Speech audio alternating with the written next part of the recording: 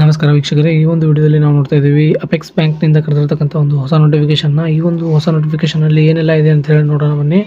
ಈ ಒಂದು ಪ್ರಕಟಣೆ ಆಗಿರತಕ್ಕಂಥದ್ದು ಕರ್ನಾಟಕ ರಾಜ್ಯ ಸಹಕಾರಿ ಅಪೆಕ್ಸ್ ಬ್ಯಾಂಕ್ ನಿಯಮಿತದಿಂದಾಗಿ ನಿಯಮಿತದಲ್ಲಿ ಇರ್ತಕ್ಕಂಥ ಒಂದು ಹೊಸ ನೋಟಿಫಿಕೇಶನ್ಗಳಿಗೋಸ್ಕರ, ಹೊಸ ರಿಕ್ರೂಟ್ಮೆಂಟ್ಗಳಿಗೋಸ್ಕರ ಈ ಒಂದು ನೋಟಿಫಿಕೇಶನ್ನ ಕರೆದಿರ್ತಕ್ಕಂಥದ್ದು ಗೊತ್ತಾಯಿತು ನಮಗೆ. ಈಗ ಈ ಒಂದು ನೋಟಿಫಿಕೇಶನ್ನಲ್ಲಿ ಎಷ್ಟು ಹುದ್ದೆಗಳಿವೆ ಅಂತ ಹೇಳ್ಬಿಟ್ಟು ನೋಡೋಣಂತ.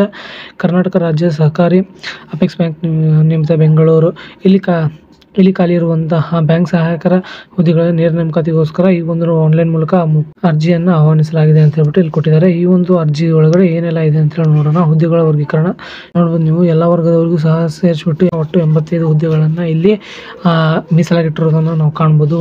ಕಲ್ಯಾಣ ಕರ್ನಾಟಕ ವ್ಯಾಪ್ತಿಗೆ ಬರುವಂಥವ್ರಿಗೂ ಸಹ ಕೆಲವೊಂದಿಷ್ಟು ಹುದ್ದೆಗಳನ್ನು ಮೀಸಲಾಗಿಟ್ಟಿರೋದನ್ನು ನಾವು ಕಾಣ್ಬೋದು. ಇಲ್ಲಿ ನೋಡ್ಬೋದು ಒಟ್ಟು 8 ಹುದ್ದೆಗಳನ್ನು ಕಲ್ಯಾಣ ಕರ್ನಾಟಕ ಅಭ್ಯರ್ಥಿಗಳಿಗೆ ಇಟ್ಟಿರೋದನ್ನು ನಾವು ಕಾಣ್ಬೋದು. ಆ ರೀತಿಯಾಗಿ ನೋಡೋದಾದರೆ ಒಟ್ಟು 93 ಹುದ್ದೆಗಳನ್ನು ಈ ಒಂದು ನೋಟಿಫಿಕೇಶನ್ನಲ್ಲಿ ಜಾರಿ ಮಾಡಿರ್ತಕ್ಕಂಥದ್ದನ್ನು ನಾವು ಕಾಣ್ಬೋದು. ಈ ಒಂದು ಅಪೆಕ್ಸ್ ನಿಯಮಿತದಲ್ಲಿ ಒಂದು ಕರೆದಿರ್ತಕ್ಕಂಥ ಈ ಒಂದು ಹುದ್ದೆಗಳಲ್ಲಿ ಒಟ್ಟು 93 ಹುದ್ದೆಗಳದಾವ ಅಂತ ಹೇಳಿದ್ದಾರೆ ನಿಮಗೆ. ಈ ಒಂದು 93 ಹುದ್ದೆಗಳಿಗೆ ಏನೆಲ್ಲ ಪೇ ಸ್ಕೇಲ್ ಇರುತ್ತೆ, ವೇತನ ಶ್ರೇಣಿ ಏನಿರುತ್ತೆ ಅಂತ ನೋಡೋಣ. 28,425ರಿಂದ 87,125 ರೂಪಾಯಿ ಏನೋ ವೇತನ ಶ್ರೇಣಿ ಇರ್ತಂತೆ.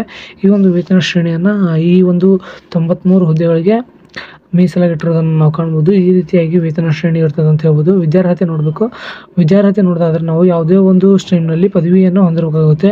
ಯಾವುದಾದ್ರೂ ಅಂಗೀಕೃತ ವಿಶ್ವವಿದ್ಯಾಲಯದಿಂದ ಪದವಿಯನ್ನು ಹೊಂದಿರಬೇಕಾಗುತ್ತೆ. ಪದವಿಯನ್ನು ಹೊಂದಿ ಪದವಿಯಲ್ಲಿ ಒಟ್ಟು 55%ಅನ್ನು ಸಾಮಾನ್ಯ ವರ್ಗದವರು ಮತ್ತು OBC ಅವ್ರು ತಗೋಬೇಕಾಗುತ್ತೆ. ಅದೇ ರೀತಿಯಾಗಿ ಪರಿಶಿಷ್ಟ ಜಾತಿ ಮತ್ತು ಪರಿಶಿಷ್ಟ ಪಂಗಡದವರಿಗೆ ಒಟ್ಟು 50%ನಷ್ಟು ಮಾರ್ಕ್ಸ್ ಅಂತ ತೊಗೊಂಬಿಟ್ಟು ಪಾಸ್ ಆಗಿರ್ಬೇಕಂತೆ. ಅಂದ್ರೆ ಮಾತ್ರ ಅವರಿಗೆ ಸೆಲೆಕ್ಷನ್ ಮಾಡ್ಕೋತಾರಂತೆ. ಅದೇ ರೀತಿಯಾಗಿ ಇವಾಗ ನೋಡೋಣ ಹುದ್ದೆಗಳ ಸಂಖ್ಯೆಯನ್ನು ನೋಡೋಣ. ಇವಾಗ ಹುದ್ದೆಗಳ ಸಂಖ್ಯೆ ನೋಡ್ಬೋದು. ಇಲ್ಲಿ ಹುದ್ದೆಗಳ ಸಂಖ್ಯೆ ಆಗಲೇ ನಿಮ್ಗೆ ಹೇಳಿದೆ ಒಟ್ಟು 93 ಹುದ್ದೆಗಳಿದಾವೆ ಅಂತಂದ್ರೆ.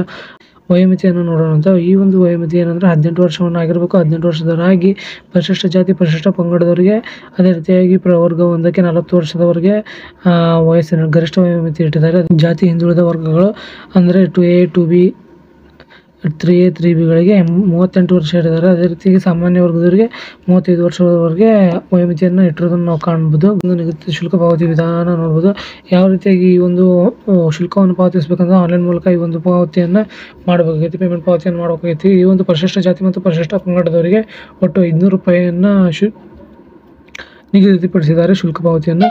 ಅದೇ ರೀತಿಯಾಗಿ ಈ ಒಂದು 2A 2B 3A 3Bದವರಿಗೆ ಒಟ್ಟು 1,000 ರೂಪಾಯಿಯನ್ನು ನಿಗದಿಪಡಿಸಿರೋದನ್ನು ನಾವು ಕಾಣ್ಬೋದು. ಇಷ್ಟು ಒಂದು ಮೊತ್ತವನ್ನು ತುಂಬಿಟ್ಟು ಈ ಒಂದು ಅಪೆಕ್ಸ್ ಬ್ಯಾಂಕಿನ ಒಂದು ನೋಟಿಫಿಕೇಶನ್ಗೆ ನೀವು ಅಪ್ಲೈ ಮಾಡ್ಬೋದಾಗಿದೆ.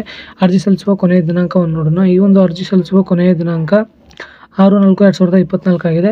ಈ 7/3/2024ಗೆ ಈ ಒಂದು ನೋಟಿಫಿಕೇಶನ್ ಚಾಲು ಆಗಿತ್ತು. 6/4/2024 5:30ಕ್ಕೆ ಈ ಒಂದು ನೋಟಿಫಿಕೇಶನ್ನು ಕ್ಲೋಸ್ ಆಗುತ್ತೆ. ಅದರೊಳಗಡೆ ನೀವು ಈ ಒಂದು ಅಪೆಕ್ಸ್ ಬ್ಯಾಂಕಿನ ಒಂದು ವೆಬ್ಸೈಟಿಗೆ ಹೋಗ್ಬಿಟ್ಟು ಡೈರೆಕ್ಟಾಗಿ ಅಲ್ಲಿ ಹೋಗಿ ಅಪ್ಲಿಕೇಶನನ್ನು ಸಲ್ಲಿಸ್ಬೋದಾಗಿದೆ.